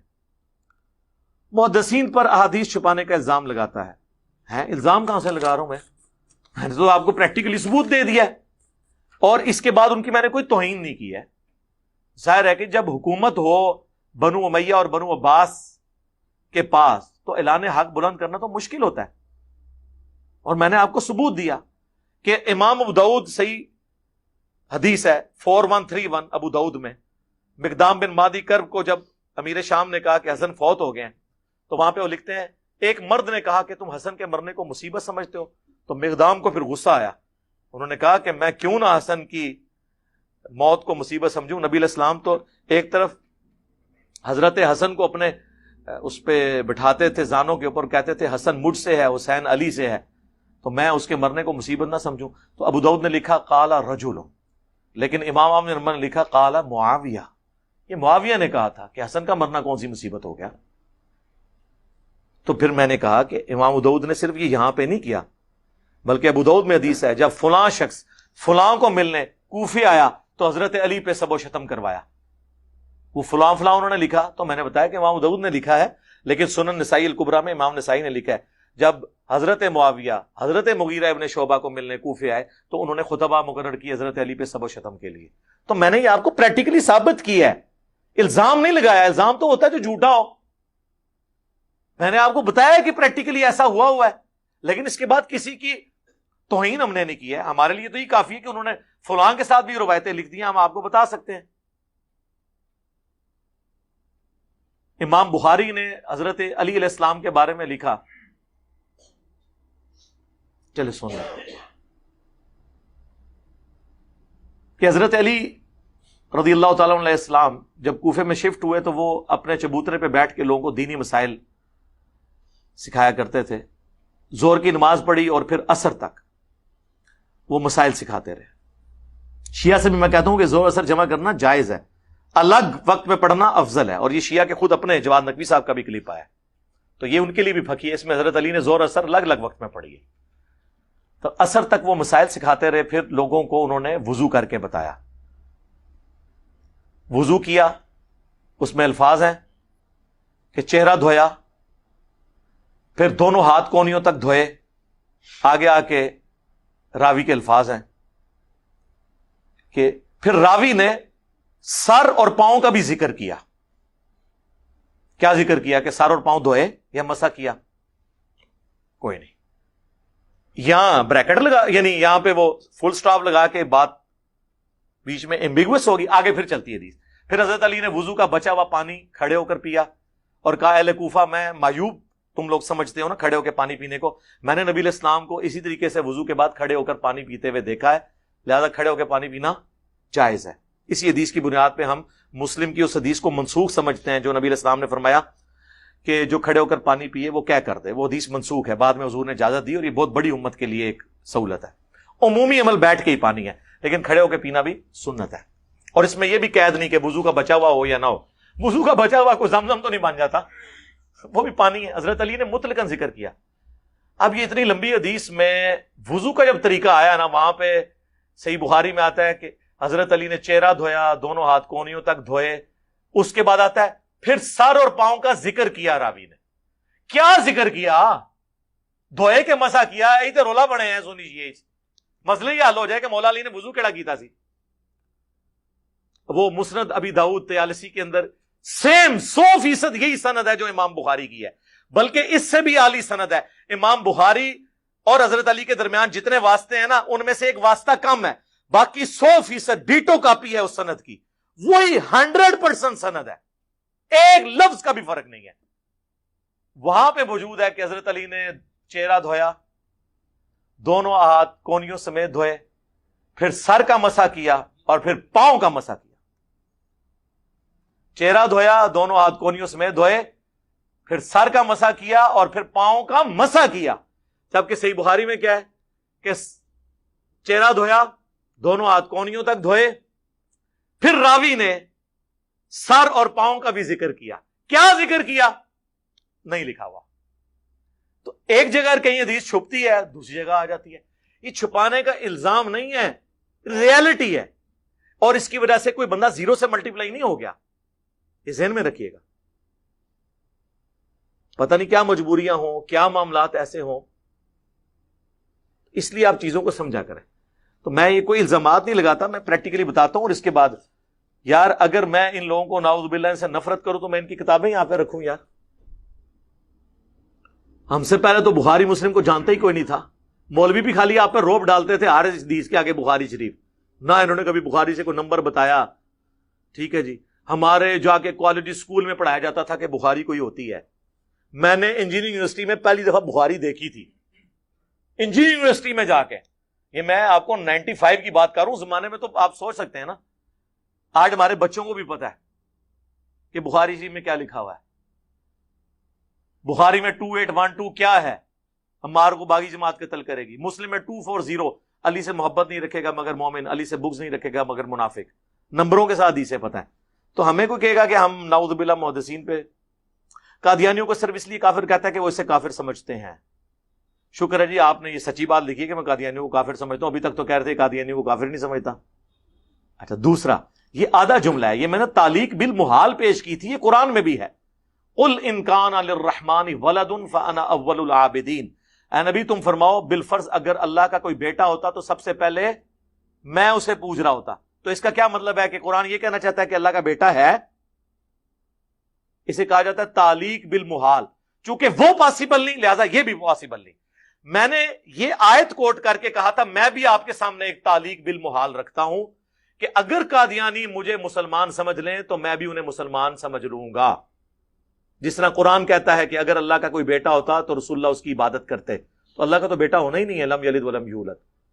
اور پھر میں نے کہا تھا یہ میں انٹلیکچوئل جملہ بول رہا ہوں اس لیے کہ تاکہ آپ کو بتاؤں کہ قادیانی کس طرح بھاگتے ہیں اس جملے سے. وہ مظلوم بنے ہوئے ہیں حالانکہ ظالم ہیں. ہمیں کہتے ہیں ہم ان کی تکفیر کرتے ہیں، وہ ہم سب کی تکفیر کرتے ہیں.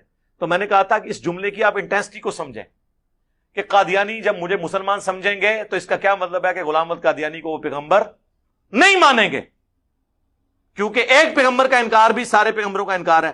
تو میں تو غلام احمد قادیانی کو دجال سمجھتا ہوں. تو اگر قادیانی مجھے کہیں کہ غلام احمد قادیانی کو دجال مانتے ہوئے بھی آپ ہمارے مسلمان بھائی ہیں، تو اس کا مطلب کیا ہے کہ غلام احمد قادیانی پیغمبر نہیں ہے. مجھے کوئی آگے کہے کہ میں رسول اللہ کو نہیں مانتا تو مجھے مسلمان مانو، میں کہوں گا نہیں. اور اس پہ میں نے کتنے قادیانیوں کو بھگایا ہے، ہمارے اسٹوڈنٹس نے بھگایا ہے. میرے پاس 8-10 سال پہلے آئے کچھ قادیانی، ان کے دھوکے میں نے سامنے جب رکھے، کہتے ہیں آپ کو کیا مسئلہ ہے؟ میں نے کہا آپ مجھے کافر ہیں. نہیں آپ مسلمان ہیں. میں نے کہا اپنے مربی سے لکھوا کے لاؤ. اور میں نے ادھر ہی کہا تھا قیامت تک نہیں آؤ گے، ٹائم قیامت تک ہے. جیسا کراچی والے مفتی کو ٹائم دیا نا قیامت تک کے لیے، یہ محاورتاً ہوتا ہے کہ کبھی نہیں آؤ گے. تو میری کرامت ہے 10-11 سال ہو گئے واپس نہیں آئے، کیونکہ کوئی مربی یہ لکھ کے نہیں دے گا. کیونکہ اگر مجھے مسلمان مان لیں تو غلام احمد قادیانی کو ان کو ماننا پڑے گا پیغمبر نہیں، کیونکہ پیغمبر کا انکار کرنے سے تو کوئی مسلمان نہیں رہتا نا. تو انٹلیکچوئل جملہ تھا، آدھا کاٹا انہوں نے. تو یہ تعلیق بالمحال قرآن سے میں نے پیش کی. سورہ الاعراف میں آیا کہ اس وقت تک کافر اور منافق جنت میں داخل نہیں ہوں گے جب تک کہ سوئی کے ناکے سے اونٹ نہ گزر جائے. اب یہ اللہ تعالیٰ جب مثال بیان کر رہا ہے تو اللہ تعالیٰ کیا سوئی کے ناکے سے اونٹ نہیں گزار سکتا؟ یہ عرب کا محاورہ تھا. یہ مسلم میں بھی ہے کہ میرے صحاب میں 12 منافق ہیں 7035، وہ اس وقت تک جنت میں داخل نہیں ہوں گے جب تک کہ سوئی کے ناکے سے اونٹ نہ گزر جائے. ان کی پشت پہ دوبیلا پھوڑا نکلے گا جس کی ہیٹ وہ سینے میں محسوس کر کے مریں گے. اور میں نے آپ کو نہیں بتانا کہ کن کی موت دوبیلا پھوڑے سے ہوئی ہے، یہ پھر بعد میں مجھ سے پوچھتے ہیں، یہ میں نے نہیں بتانا. بہرحال میں نے بتایا کہ یہ مثال سورۃ الاعراف کی حضور نے بھی پیش کی. اب اس کے بعد کوئی کہے کہ جی قرآن نے یہ کہہ دیا کہ قیامت والے دن سوئی کے ناکے سے اونٹ گزرے گا اور سارے کافر جنت میں چلے جائیں گے. نہیں، یہ تعلیق بالمحال ہے کہ جس طرح تمہارے فزیکل ورلڈ میں یہ امپاسبل ہے نا، اس طرح اللہ کے ہاں بھی یہ چیز ایسے نہیں ہوگی. کبھی بھی کافر، اللہ کے منکرین، انبیاء کے مخالفین جنت میں نہیں جائیں گے. لیکن سر یہ ساری علمی بات ہے. میں آپ کو بتاؤں، میں آپ کو علماء کی تخصص PhD لیول کی باتیں عام فہم کر کے سمجھا رہا ہوں. یہ علمی ڈسکشنز آ گئی ہیں مارکیٹ میں اور بالکل آسان فارم میں.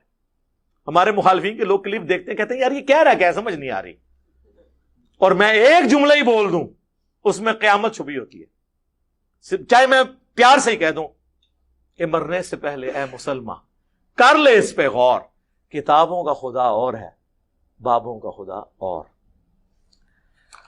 اچھا جی، اس کے بعد ہے کہ جی قادیانیوں کو یہود و نصارہ سے افضل کہتا ہے. اوئے ہوئے ہوئے ہوئے ہوئے، وہ میں بولا کہ نہ بولا، کئی بار بولیا. میں نے یہ نہیں کہا، میں نے یہ کہا تھا کہ ان کو دعوت دینا اس حوالے سے آسان ہے کیونکہ یہود و نصارہ ہمارے پیغمبر کو نہیں مانتے، وہ پیغمبر کو مانتے ہیں، ان کے ساتھ شریک ٹھہراتے ہیں. اب آپ آ جائیں، مجھے بتائیے جو مسلمان بابوں کو، قبروں کو پکار رہے ہیں مدد کے لیے، اور جو بت پرست ہیں، ان دونوں میں سے کون بہتر ہے؟ ویسے اہل حدیث تو کہیں گے کہ بریلوی جو ہیں وہ مشرکین عرب سے بھی بدتر ہیں، ویسے کہہ دیں گے، پبلکلی نہیں کہیں گے، ان کو پتا ہے وہ لینڈ کے کٹ کے تھوڑے بابیاں دیوی. تو ظاہر ہم کہیں گے جو کلمہ کو مسلمان نبی علیہ السلام کو مان رہا ہے وہ اس بت پرست، بت سے مانگنے والے سے بہتر ہے، اس لیے کہ اس میں اصلاح کی گنجائش ہے. اسی طریقے سے قادیانی ہمارے نبی علیہ السلام کو مانتے ہیں، اس کے بعد انہوں نے ایک جھوٹی نبوت کلیم کی، نبی کے ساتھ شرک کیا، جس طرح ہمارے کئی مسلمان اللہ کے ساتھ شریک کر کے. جب آپ یہ کہیں کہ عبد القادر جیلانی نے روح کھو لی اسرائیل کو لوں، اور اللہ تعالیٰ کہہ رہا پیچھے ہوں عبد القادر بھی چھپایا گیا ہے، تو یہ مجھے بتائیں یہ شرک نہیں ہے؟ ہم ان کو اب کہیں گے ہندوؤں سے بدتر ہے؟ ہم نہیں کہتے، ہم کہتے ہیں کلمہ گو ہیں یار. اسی طریقے سے قادیانیوں کی ساری خرابیاں اپنی جگہ، لیکن یہود و نصارہ کی نسبت ان کو سمجھانا آسان ہے. یہ اس کانٹیکسٹ میں بات ہو رہی تھی، اور جب میں نے کسی کو کافر کہہ دیا تو اس کے بعد تو باقی ساری باتیں چھوٹی رہ گی نا. اب میں آپ کو بتاتا ہوں کہ آپ کا کیا سٹیٹس ہے. احمد بریلوی صاحب نے احکام شریعت میں لکھا ہے کہ وہابی، اور پھر آگے انہوں نے خود لکھا وہابی سے مراد انہوں نے کہا بریلویوں کے سوا دیوبندی، اہل حدیث، روافظ یعنی ان کے نزدیک شیعہ، اور قادیانی 1,00,000 دفعہ بھی اللہ کا نام لیں ذبیحہ مردار اور حرام ہی رہے گا. البتہ یہود و نصارہ کا ذبیحہ حلال ہے کیونکہ وہ اہل کتاب ہے. تو احمد بریلوی صاحب نے احکام شریعت جو ان کے فتووں کی کتاب ہے، یہ ملفوظات اعلی حضرت نہیں ہے، یہ فتووں کی ان کی کتاب ہے. اسی کے نام پہ مفتی اکمل نے اپنے پروگرام کا نام احکام شریعت رکھا تھا کیو ٹی وی پہ، میرے استاد بھی ہیں حافظہ اللہ تعالی. تو احکام شریعت میں اعلی حضرت کیا کہہ رہے ہیں کہ جو اہل حدیث ہیں، دیوبند ہیں اور شیعہ ہیں اور قادیانی کافروں کو بھی اس کے ساتھ شمار کر کے کہا کہ ان کا ذبیحہ تو حرام ہے، اور لکھا یہ مرتد ہیں، یہ بھی لکھا یعنی واجب القتل، اور یہود و نصارہ بہتر ہیں. تو اس کو تو آپ چھوڑیں، آپ اپنی فکر کریں. یہ علماء دیوبند آپ کو اعلی حضرت نے یہود و نصارہ سے بھی بدتر لکھا ہے. ہاں آپ اپنی فکر کریں، جو پنجابی کہتے ہیں اپنی منجی تھلے ڈانگ پھیرو. جی علماء دیوبند کے المحند و مفند والے عقائد کو کفریہ کہتا ہے. نعوذ باللہ، میں نے آج تک کبھی نہیں کہا کہ المحند کے عقائد کفریہ ہیں. ہاں میں نے کہا گمراہ کن ہے، اور شرکیہ اس حوالے سے ہیں جو انہوں نے پبلک کو ڈاکٹرن خود کروائی ہوئی ہے. مثلا یہ کہتے ہیں نا بریلوی شرک کرتے ہیں، قبروں سے مانگتے ہیں، تو المحند میں لکھا ہوا ہے رہا بزرگوں کے سینوں اور قبروں سے فیض حاصل کرنا تو ہم اس کے قائل ہیں، مگر اس طریقے پر نہیں جو عوام میں رائج ہے، بلکہ اس طریقے پر جو خواص کو معلوم ہے. تو قبروں سے مانگنے کے قائل ہیں. وہ کہتے ہیں نہیں اس کا آپ کو سمجھ نہیں ہے. ہم کہتے ہیں چلے آپ ہمیں سمجھائیں نا. اب سمجھا تو سکتے نہیں، ہم کہتے ہیں ہم ہی آپ کو سمجھا دیتے ہیں. ارواح ثلاثہ میں اشرف علی تھانوی صاحب نقل کرتے ہیں کہ قاسم نانوتوی صاحب مرنے کے 6 سال کے بعد اپنی قبر سے نکلے، دیوبند میں تشریف لائے، خواب میں نہیں بیداری میں، جسد انصری کے ساتھ، اور دیوبند کے 2 مولویوں کی صلح کروا کے واپس چلے گئے. اور اس واقعے میں لکھا ہے کہ جن کی صلح کرانے آئے تھے سخت سردیوں میں بھی انہوں نے، سخت گرمیوں میں بھی رضائی اوڑی ہوئی تھی، ان کا پسینہ چھوٹا ہوا تھا. ظاہر ہے جی مردہ قبر سے نکل کے آ جائے. تو انہوں نے پوچھا حضرت کیا ہوا آپ کو؟ ان کا ابھی مولانا تشریف لائے تھے. جی اور نقل کون کر رہا ہے؟ اشرف علی تھانوی. انہوں نے باقاعدہ حاشیہ لگایا کہ وہ اصل میں اپنے اس جسم کے ساتھ نہیں آئے تھے جو دفناتے وقت تھا، ایک اللہ نے ان کو نیا جسم دیا تھا، اس جسم سے وہ قبر سے نکل کے تشریف لائے تھے. جی فیض دے کے چلے گئے. اسی اربع ثلاثہ میں موجود ہے کہ ایک انہی کے دیوبند کے بزرگ تھے، ان کی قبر کی مٹی لوگ شفا کے لیے لے کے جاتے تھے. یہ وہ سارے عقائد ہیں جو بریلویوں والے ہیں. اب ان عقائد کا دفاع کراچی والا مفتی کیسے کرے آ کے؟ اس کی اپنی عوام بھی اس کو مارے گی، وہ جو ہر سائز کا ملتا ہے، پاؤں میں پہنا جاتا ہے. اور علماء بھی کہیں گے یار یہ کیا، یہ تو ہم نے ایک ڈھکوسلہ بنایا ہوا تھا بریلویوں سے الگ ہونے کے لیے، تو مانا ہے ادھر. تو یہ المحند کا عقیدہ ہے. بتاؤ المحند میں لکھا ہوا ہے کہ رسول اللہ کی قبر کو ہم اللہ کے عرش سے افضل مانتے ہیں، اور دفاع کرتے ہوئے کہتے ہیں نہیں رسول اللہ اشرف المخلوقات ہیں، تو نبی علیہ السلام تو اللہ کے عرش سے افضل ہوئے. ہم کہتے ہیں نا یہ تو آپ نے بات نہیں لکھی. آپ نے کہا وہ حصہ زمین جو حضور سے ٹچ کیے ہوئے، نبی علیہ السلام کو آپ نے اللہ کے عرش سے افضل نہیں کہا. یہ کہیں تو ہم آپ کے ساتھ ہیں کہ رسول اللہ سب سے بہترین مخلوق ہیں. وہ کہتا ہے نہیں وہ جو مٹی کا ہم نے اس لیے ذکر کیا کہ اس مٹی میں سے حضور پیدا ہوئے تھے. ہم کہتے ہیں نا اس مٹی کے جس حصے سے حضور پیدا ہوئے تھے وہ حضور پیدا ہو گئے. اب جو باقی مٹی ہے وہ نہیں افضل ہو سکتی. اگر اس کو افضل مانیں گے تو ساتھ ابو بکر عمر کی قبریں ہیں وہ بھی افضل ہو جائیں گی. نہیں وہ ٹچ کیے ہوئے، تو ٹچ تو نہیں کی ہوئی یہ بھی جھوٹ ہے۔ صحیح مسلم میں حدیث ہے کہ حضور کی قبر مبارک میں سرخ رنگ کی چادر بچھائی گئی، اس کے اوپر حضور کو دفنایا گیا۔ کہانی تو اڑا بھی جھوٹ نکلا ہے، حضور کو تو قبر انور ٹچ کر ہی نہیں رہی ہے، اس میں چادر ہے، تو اب کیا کریں، وہ چادر بھی افضل ہے؟ کوئی شے بھی صحیح سے نکل دی نہ دی۔ آؤ پورا ریاض الجنہ افضل ہے، پھر ہم آپ کو وہ بخاری کی حدیث سنائیں گے، دیکھنا میری شان کو اس طرح بلند نہ کرنا جس طرح نصارہ نے اپنے پیغمبر کے بارے میں کلیم کیا، میں اللہ کا بندہ اور اس کا رسول ہوں، مجھے اللہ کا بندہ اور اسے اس کا رسول کہنا، غلوف نہیں کرنا، لا تغلو فی دینکم۔ پھر المؤنث میں لکھے ہم رسول اللہ کے قبر میں حیات کو دنیا کی سی مانتے ہیں، وہ کہتے ہیں دنیاوی نہیں کہا، دنیا کی سی، چلو اے کہہ لو دنیا کی سی، دنیا کی سی ہے ہی نہیں، قرآن تو کہہ رہا ہے وَلَٰكِن لَا تَشْعُرُونَ، تمہیں شہید کی زندگی کا بھی شعور نہیں۔ جب شہید کی زندگی کا شعور نہیں تو نبی کی زندگی کا شعور کون رکھ سکتا ہے؟ دنیا کی سی کدھر ہو گئی؟ دنیا کی سی تو ہو ہی نہیں سکتی، وہ برزخ ہے، آخرت کی سی ہے۔ وہ بخاری میں حدیث ہے، اما عائشہ کہتی ہیں کہ اللہ تعالیٰ نے رسول اللہ کی موت سے پہلے میرے تھوک کو اور رسول اللہ کے تھوک کو ایک جگہ جمع کیا، وہ مسواک والے واقعے سے جو چبا نہیں سک رہے تھے۔ اس دن جو رسول اللہ کی دنیا کی زندگی کا آخری دن اور آخرت کی زندگی کا پہلا دن تھا۔ ہم حیات نبی کو مانتے ہیں آخرت کی، دنیا کی نہیں۔ آج بھی قبر مبارک کھولیں تو آپ کو نبی علیہ السلام نماز پڑھتے ہوئے نظر نہیں آئیں گے، وہ اسی حالت میں دفنائے ہوئے نظر آئیں گے جو 1400 سال پہلے، جسم مبارک بالکل سلامت۔ وہ نمازیں پڑھنا بھی جو مسند ابی یعلا میں آیا وہ برزخی ہے، صحیح مسلم میں آیا میں نے موسیٰ علیہ السلام کو ان کی قبر میں نماز پڑھتے ہوئے دیکھا، برزخی ہے، آخرت کا ہے۔ پھر المحنت کے اندر جو اسام الارمین میں جن باتوں پہ کفریہ فتوے تھے ان کا جھوٹا دفاع کیا ہوا ہے آپ لوگوں نے، اور آپ کے ایک بابا جی جس نے تقریر لگائی اس نے تو کہا ہمارا یہ عقیدہ ہے کہ نبی علیہ السلام اپنی وفات کے بعد بھی دنیا میں جہاں چاہیں کون و مقام میں تصرف فرما سکتے ہیں، تو یہی تو بریلوی کہتے ہیں۔ تو بریلوی دو بندی بھی دونوں ایک ہو جائیں گے انشاءاللہ، ہو گئے میں بلکہ۔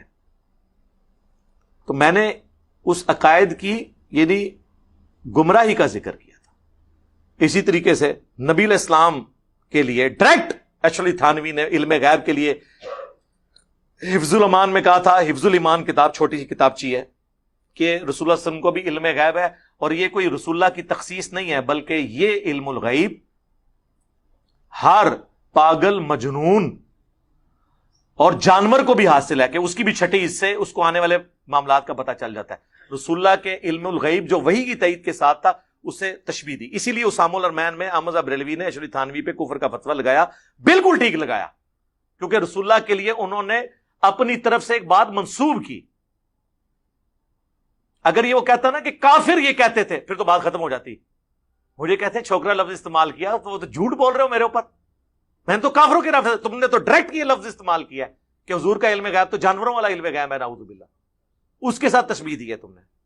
تھرٹی علماء کرام پر تان و تشنیع بہتان درازی اس کا معمول ہے، یہ ایک بات ہے جس کو میں انڈورس کرتا ہوں بالکل، لیکن یہ تان تشنیع بہتان درازی نہیں ہے، ریالٹی۔ یہ بہتان کا لفظ کہتے ہیں کہ علماء کے چھپے ہوئے حقائق پبلک کے سامنے بیان کرتا ہے، ٹھیک ہے۔ لفظ اللہ کو معاذ اللہ محمل کہتا ہے، یار خدا کے لیے میں نے یہ کہا تھا کہ صرف اللہ نہ بولیں آپ، نبی علیہ السلام نے ایٹریبیوٹس کے ساتھ ہمیشہ اللہ کا نام لیا ہے، کوئی ایک وظیفہ مجھے حضور کا دکھائیں جس میں صرف لفظ اللہ ہو۔ میں کوئی اللہ کی توہین نہیں کر رہا تھا، میں کہہ رہا تھا کہ اللہ کوئی مکمل جملہ نہیں ہے، یہ نام ہے۔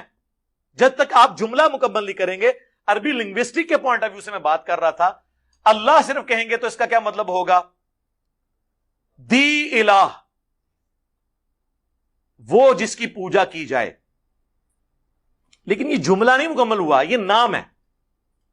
اللہ اکبر، اب جملہ مکمل ہوا، تمام بڑائیاں اللہ کے لیے ہیں، یہ اللہ بڑا ہے، سبحان اللہ، پاکی اللہ کے لیے، لا الہ الا اللہ، اللہ کے سوا کوئی معبود نہیں، لا حول ولا قوت الا باللہ، نہیں ہے طاقت گناہوں سے بچنے کی اور نہ ہمت نیکیاں کرنے کی مگر اس کی توفیق سے۔ تو میں نے کہا تھا نبی علیہ السلام نے آج تک جتنے وظیفے تعلیم کیے ان میں اللہ نہیں تعلیم کیا، اللہ کو ایٹریبیوٹ کے ساتھ ذکر کیا ہے، لہذا صرف یہ صوفیہ جو اللہ اللہ یہ کرتے ہیں، یہ بدعت ہے ذکر کرنا اس طریقے سے. اس نے پکڑ کے اس کو اللہ کی توہین بنا دی ہے. کسی نے چھلانگ ماری، اس نے کہا وہ ابن ماجہ سے ایک روایت ضعیف اٹھا کے لے کے آئے، پھر خود شرم آئی کہ نہیں وہ مسلم میں ایک حدیث ہے، جب تک دنیا میں ایک بھی اللہ اللہ کہنے والا موجود ہے قیامت قائم نہیں ہوگی. مسلم میں ہے. اس سے انہوں نے اللہ اللہ کا ذکر ثابت کر دیا. یہ تو محاورتاً بات ہو رہی ہے کہ جب تک اللہ کا کوئی یاد کرنے والا موجود ہے اس وقت تک قیامت نہیں آئے گی. اس سے یہ کہاں ثابت ہو گیا کہ نبی علیہ السلام نے اللہ اللہ صرف اللہ کے نام کو ذکر کرنے کی ترغیب دی ہے؟ یہ تو محاورتاً ہے، جس طرح ہم بھی کہتے ہیں یہاں ہم اللہ رسول کو یاد کرنے بیٹھے ہوئے ہیں. جب تک بیٹھتے ہیں اللہ رسول کا نام لیتے ہیں. اس کا مطلب آپ یہ سمجھیں گے کہ میں 2 گھنٹے سے کہہ رہا ہوں اللہ رسول اللہ رسول اللہ رسول، یہ کہہ رہا ہوں، یہ مطلب لیں گے؟ نہیں، آپ کہیں گے ان کا ذکر خیر. اس طرح حضور جب کہہ رہے تھے نا کہ دنیا میں جب بھی ایک بندہ بھی موجود ہے اللہ اللہ کرنے والا، یعنی اللہ کا ماننے والا، اس کی عبادت کرنے والا. ورنہ اگر آپ والا میں مطلب مانوں تو دنیا میں کوئی حدیث کی کتاب لائیں نا جس میں نبی علیہ السلام نے صرف اللہ کے ورد اور اس کا تسبیح کھینچنے کا حکم دیا ہو. آپ کا تو ہمیشہ ذکر ملتا ہے 33 دفعہ سبحان اللہ، 33 دفعہ الحمدللہ، 34 دفعہ اللہ اکبر، یا 33 دفعہ اللہ اکبر 100 کا عدد پورا کرنے کے لیے لا الہ الا اللہ وحدہ لا شریک لہ لہ الملک ولہ الحمد وہو علی کل شیء قدیر. بخاری مسلم دونوں میں یہ احادیث موجود ہیں. بخاری مسلم دونوں میں حدیث ہے میں تمہیں جنت کے خزانوں میں سے ایک خزانہ دوں، لا حول ولا قوت الا باللہ. بخاری مسلم دونوں میں حدیث ہے کہ فرشتوں کی تسبیحات تمہیں بتاتا ہوں، سبحان اللہ وبحمدہ سبحان اللہ العظیم. رکوع اور سجدے کی تسبیحات مسلم شریف میں اور ترمذی میں آئیں، سبحان ربی العظیم سبحان ربی الاعلی. اور مجھے آپ کو ایک ذکر بتائیں بھی تو صحیح نا، کوئی شے کٹ کے تو لے آؤ نا، پھر میرے تے اعتراض کرو. یہ کہہ رہے کہ میں نے اللہ کے لفظ کی توہین کر دی ہے. اللہ کا نام پرفیکٹ ہے اپنی جگہ، لیکن ایٹریبیوٹس کے ساتھ اس کا ذکر کیا جائے گا. ٹھیک ہو گیا؟ یہ تھا. اس کے علاوہ بے شمار نظریات میں اہل سنت والجماعت بریکٹ میں لکھنا چاہیے دیوبند کے منر سے منحرف ہوں. میں منحرف نہیں ہوں، بلکہ میں آپ کے عقیدوں کو سنیت کے لیے زہر قاتل سمجھتا ہوں. آپ کے عقیدے وہ ہیں جو 1867 میں دیوبند مدرسے میں بنائے گئے، اور آپ کے جو مخالفین ہیں وہ ہیں جن کے 1896 میں منظر الاسلام بریلی شریف میں بنائے گئے. دیوبند شریف اور بریلی شریف. کیا ایسا مفسد شخص اہل سنت والجماعت سے خارج نہیں ہے؟ جی میں بھی کہتا ہوں کہ وہ اہل سنت والجماعت جس کو آپ کلیم کرتے ہیں اس سے تو میں خارج ہوں. رہ گئی وہ سنیت جو کتابوں میں ہے، جو بخاری مسلم میں ہے، اس سے بھی بڑھ کر قرآن، اس سے میں آپ کو خارج کرتا ہوں دلائل کی بنیاد پہ. ٹھیک ہے جی. نوٹ: مرزا جلمی کی گستاخیوں کے کلپ اس کے یوٹیوب چینل پر بھی موجود ہیں، اس کی ویب سائٹ پہ بھی موجود ہیں. سائل کو پاکستان کا لیا، پورے انڈیا کوئی سائل نہیں لبا سوال کرنے والا. ٹھیک ہے نا. اور پھر انہوں نے جواب میں کہا کہ جی وہ گمراہ ہے، خارج ہے، ہمیں کوئی فرق نہیں پڑتا، اللہ آپ کا بھلا کرے. میں تو کہتا ہوں منزل اسلام بریلی سے بھی آنا چاہیے فتویٰ. یہ پرانے زمانے کی باتیں ہیں، آپ لوگ یوٹیوب پہ خود جج کر لیں گے کوئی کیا کہتا ہے، ہمیں کوئی فرق نہیں پڑتا، یقین کریں. میں کہا ہمارے مخالفین سے ہمارا خون بڑھتا ہی ہے. الحمدللہ. اللہم صلی علی محمد وعلی آل محمد.